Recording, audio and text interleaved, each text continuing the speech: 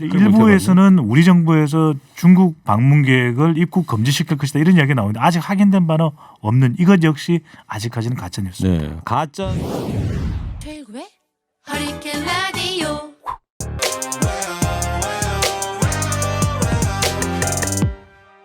무거운 녀석들 가벼운 뉴스는 가라. 무게 있는 뉴스만 골라서 서빙해드립니다. 무거운 녀석들 무게 있는 뉴스 전해줄 무거운 녀석 두 분 나왔습니다. 뚱커벨 인사이트K 배종찬 소장 어서 오세요. 네, 안녕하십니까. 뚱블리 정상근 기자. 네, 안녕하십니까. 예. 자, 청취자 여러분 코너 끝에 방송 잘 듣고 계시면 금세 맞힐 수 있는 무게 있는 퀴즈 내드릴 겁니다. 지금부터 무거운 두 분이 전해줄 무거운 뉴스 잘 들어보시기 바랍니다. 자, 첫 번째 무게 뉴스 뭐 아무래도 신종 코로나 바이러스겠죠? 확산되고 있다는 뉴스가 되겠습니다. 예. 어제만 해도 이 시간에 저희가 전해드릴 때만 해도 중국의 사망자가 80여 명이라고 그랬는데 네. 오늘 벌써 100명이 넘었어요.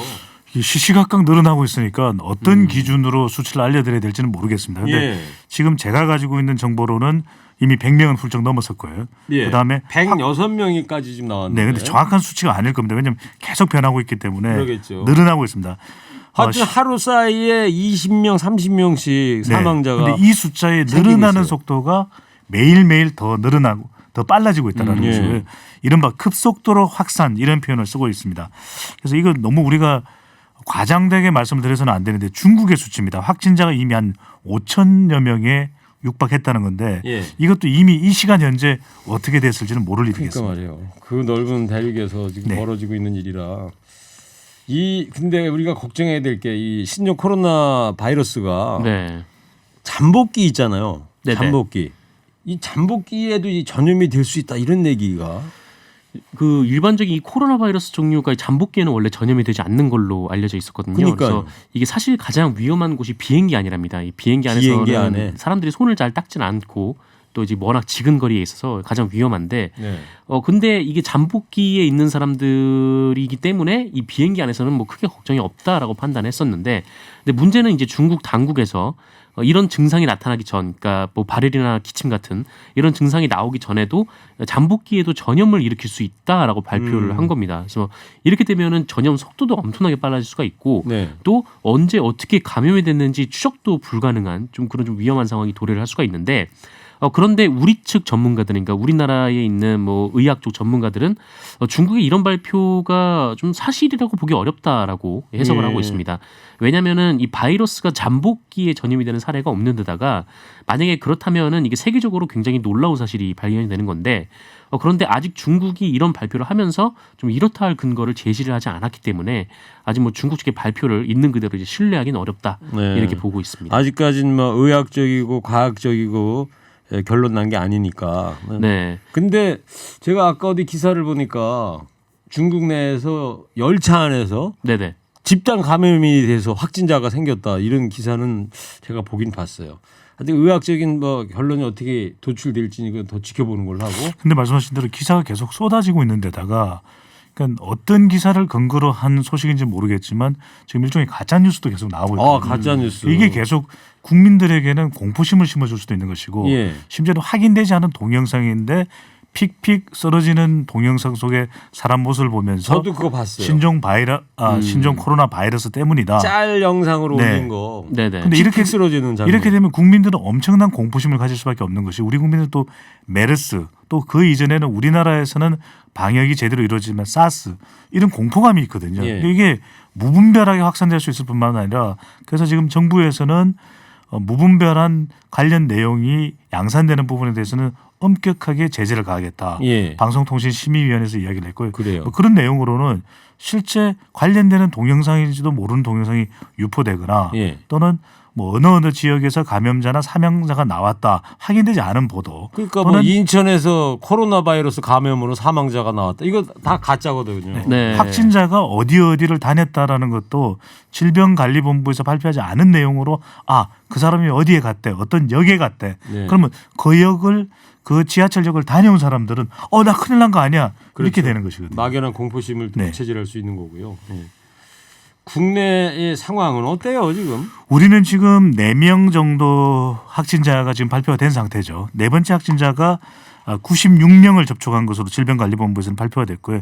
밀접 접촉 32명은 자가 격리가 됐습니다. 그런 네. 만큼 이 네 번째 확진자에 대해서도 동선과 관련해서 일부 가짜 뉴스가 나오고 있기 때문에 이런 부분에 현혹되실 필요 없이 정확한 정보를 전달받는 것이 너무나 중요할 것 같고요. 네. 질병관리본부는 4단계 조치 중에서 지금 주의에서 경계로 넘어가 있는데 경계는 이제 제한적인 통제를 가할 때 이제 경계가 되는 것이고요. 만약에 이것이 아주 더 심해지게 되면 심각으로 올라가게 됩니다. 이게 이제 네. 최고 단계가 올라가는데 지금 그래서 심각 단계가 된다고 해서 일부에서는 중국 입국 계획을 금지하는 것이냐 방지하는 것이냐 금지하는 것이냐 국민청원 지금 40만 명 이미 돌파했죠. 50만 명 돌파했네. 어제 41만 네. 명인데 오늘은 얼마나 됐는지 일부에서는 우리 정부에서 중국 방문 계획을 입국 금지시킬 것이다 이런 이야기가 나오는데 아직 확인된 바는 없는 이것 역시 아직까지는 가짜 뉴스입니다. 네. 가짜 뉴스 그러시니까 제가 작년에 그 체르노빌 영화 봤었거든요. 네. 우크라이나 체르노빌 원전 영화 폭발 있잖아요. 사고 때 네. 그때 마지막 그 재판 장면에서 아주 유명한 대사가 있어요. 칼럼니스트들도 많이 인용하고 그러는 건데 우리가 거짓을 말할 때마다 진실에 대한 빚이 쌓입니다. 예? 이 과학자가 이런 명언을 남겼어요. 정확한 정보가 필요합니다. 네. 이럴 때일수록. 우한에 있는 우리 교민들이 정부가 마련한 전 세계 탑승을 신청을 했죠.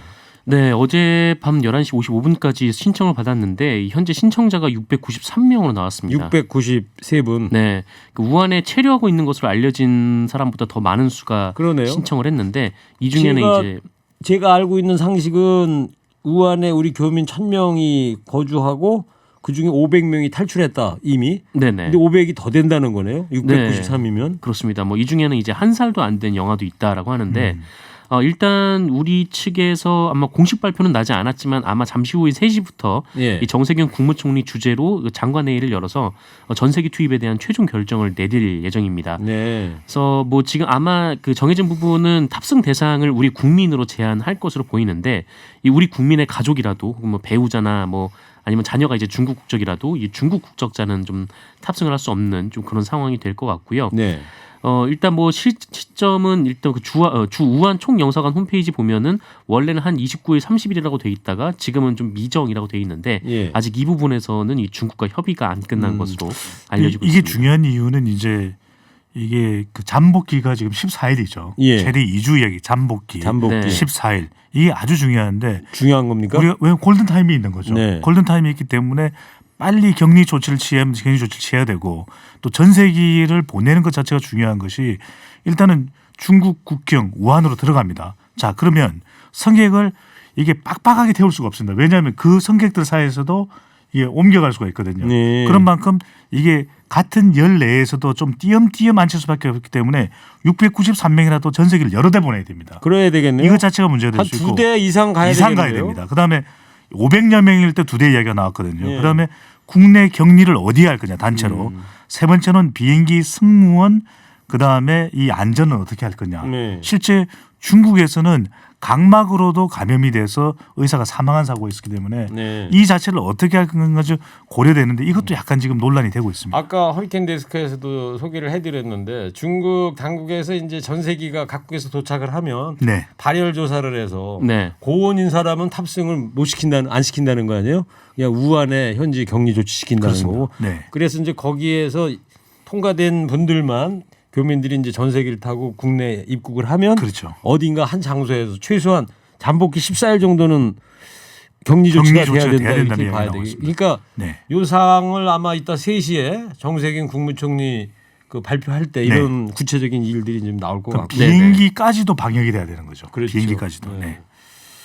그리고 제가 오늘 어떤 일간지 기사를 보고 저도 깜짝 놀랐는데 그 우한 대학교 우리 여자 여학생이에요. 근데 이 여학생분은 우한에서 탈출해 가지고 마침 직전에 네. 봉쇄되기 직전에 딴 데로 이제 탈출을 했다는데 지금 뭐 우한이 완전히 그 죽음의 도시처럼 묘사가 돼 있더라고요. 봉쇄가 그러니까 돼 있고. 차가 네. 봉쇄가 도로가 봉쇄를 시켜가지고 도로 곳곳에 흙으로 중국 당국이 이 담을 쌓아놨다는 거 차 못 다니게 하고. 그러니까 전세기가 만약에 그 우한에 도착을 하더라도 이 여학생 이야기는 지금 교통수단이 없잖아요. 네. 그렇습니다. 걸어서 과연 거기 공항까지 갈 수가 있을까? 이것도 걱정이 된다. 네, 그래서 제반 사항도 좀 마련을 해야 되는 것으로. 그리고 네. 우한대학교 기숙사에 지금 많은 학생들이 남아 있는데 중국 당국에서 전기를 조만간 또 끊을 수도 있다 이런 우려가 있다는 거예요. 네.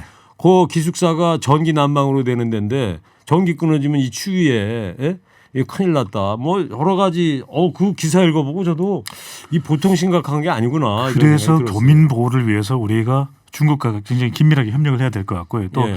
호주의 경우에도 전세기를 파견한다고 하니까 다른 국가의 대응은 어떤지도 함께 공동 협력할 필요도 그렇죠. 있습니다. 그리고 일본 뭐 그 스가 그 장관 그 관방장관, 사람 네. 얘기가 뭐 중국한테 방역복하고 마스크가 없대요. 우한 네. 시내에 품절이라고 품절이 하는데. 돼가지고 알리바바에서 그걸 파는데 그 싸구려 이 마스크가 지금 뭐 8만 원 여기까지 막 치솟고 그랬다는 거예요. 네. 그러니까 우리 정부에서도 이 중국 당국에 협조를 좀 구해서 방역복이라든가 마스크 이런 거를 좀 보내주는 걸 검토해 보면 어떨까 그런 생각도 들었고. 네. 그리고 문재인 대통령도 보니까 오늘 현장 점검 나섰더라고요. 그렇습니다. 대통령이 신종 코로나 대응의 현장 점검을 위해서 국립중앙의료원을 방문했습니다. 방문해서 어떤 조치가 취해질 준비가 되어 있는지를 확인을 했고 문 대통령 자신이 직접 마스크를 쓰고 세정제로 손 씻기를 하는 모습을 보이면서 국민들에게 예방책을 신신당부했습니다. 네.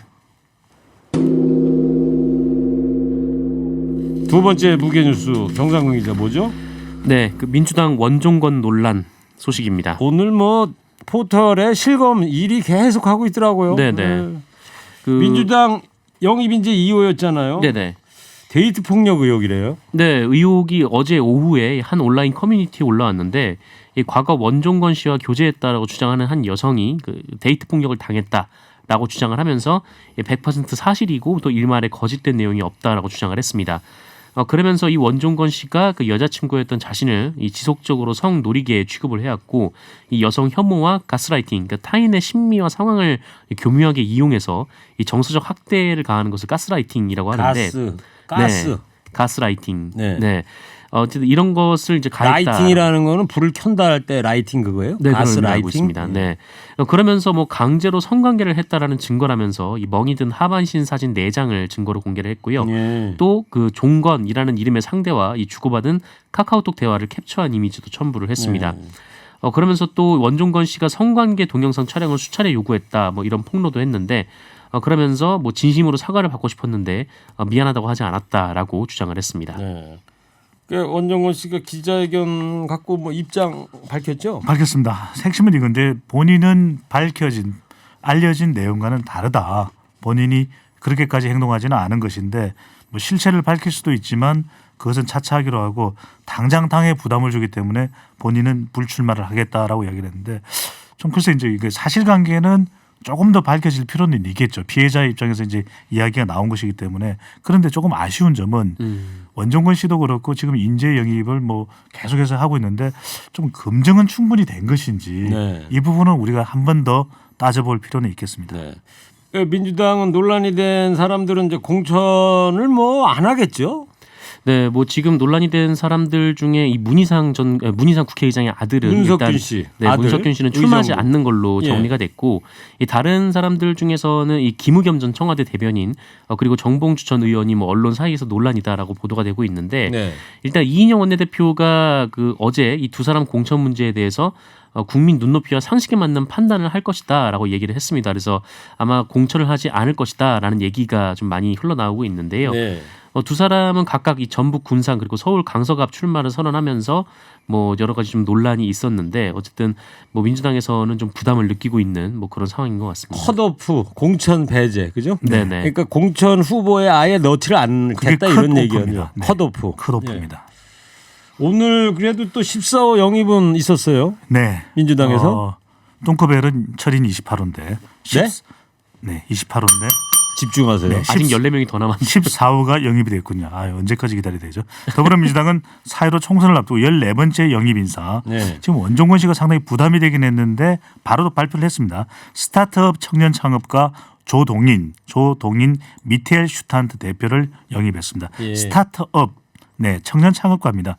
이 이해찬 대표는 이렇게 이야기했습니다. 조 대표를 영입한 건 실패와 좌절에도 굴하지 않고 도전하는 사람, 최선을 다하는 평범한 사람에게 힘이 되는 정당이라고 예. 이렇게 밝혔는데 20대 표심 또 청년 표심을 또 견인하기 위한 인재 영입으로 읽힙니다. 네.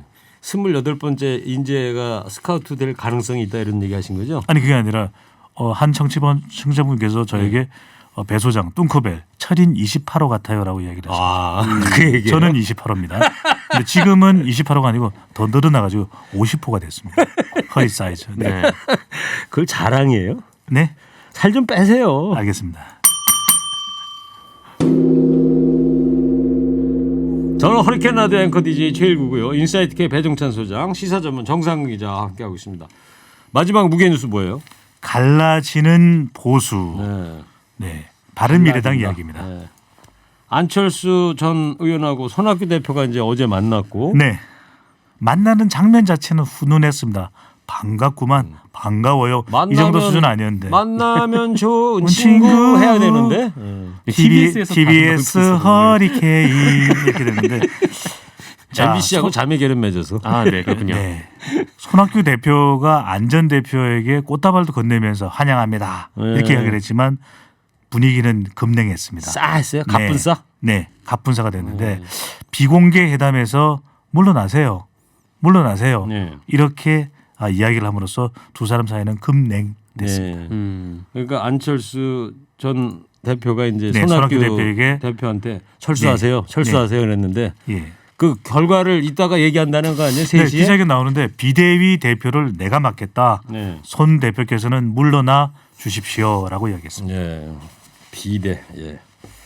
안철수 대표 향후 행보 전망이 어떻게 될 것 같아요? 일단 당내에서는 신당 창당에 나서지 않겠느냐라고 얘기가 나오고 있습니다. 그러니까 왜냐하면 손학규 대표가 안 물러날 것 같으니까. 네, 안 네. 물러나면은 신당 창당한다고 그랬잖아요, 그죠? 네네 그렇습니다. 왜냐하면 지금 바른미래당의 내규상 예전에도 이제 유승민 의원과 이 논쟁이 붙었을 때도 이 얘기가 있었는데 네. 이 손학규 대표를 어떻게 좀 탄핵을 할 수 있는 방법이 없거든요. 그래서 네. 이 손학규 대표가 스스로 물러나지 않으면은 이 바른미래당에서 좀 당권을 쥐기 어려운 상황이기 때문에 예. 뭐 이럴 경우에는 안철수 의원이 뭐 나가서 신당을 창당하지 않겠느냐. 대신 이 바른미래당 내부에서 이제 몇 명의 의원들이 따라갈까가 이제 관건이다. 네. 좀 이런 분석들이 나오고 근데 있습니다. 의원이 안철수 의원이 따라가더라도 권은희 의원만 네, 빼고는 다 비례 그렇죠. 의원들이라 네네. 이 국회의원직을 내놓고 가야 된대요. 근데 사실 지금 이제 그 20대 국회가 거의 끝난 막바지기 상황이기 때문에. 때문에 아, 네. 이제 얼마 안 남았으니까. 네네 얼마 몇 명이나 갈 것이 예, 같이 할 것인가가 네 얘기가 그리고 나옵니다. 또 오늘 아침 뉴스 보다가 이 김문수 경기도지사 전 네. 경기도지사 신당 창당하겠다 그랬어요. 근데 신장 창당도 창당이지만 이렇게 되면 이제 보수 대통합은 물 건너가는 것 아니냐 이야기 나오는데 김문수 전 경기지사의 파트너가 아주 주목받고 있습니다. 뭔 너요? 누굴까요? 파트너. 파트너라고 그런 줄 네, 알고. 파트너. 파트너. 아, 네. 네, 아닙니다. 네. 정광훈 목사입니다. 전광훈 목사. 네, 정광훈 목사와 손잡고 신당을 창당하겠다라고 이야기를 했습니다. 네. 그랬더니 홍준표 전 대표가 한마디 했습니다. 뭐라 그랬어요? 오죽 답답하면 창당하겠냐.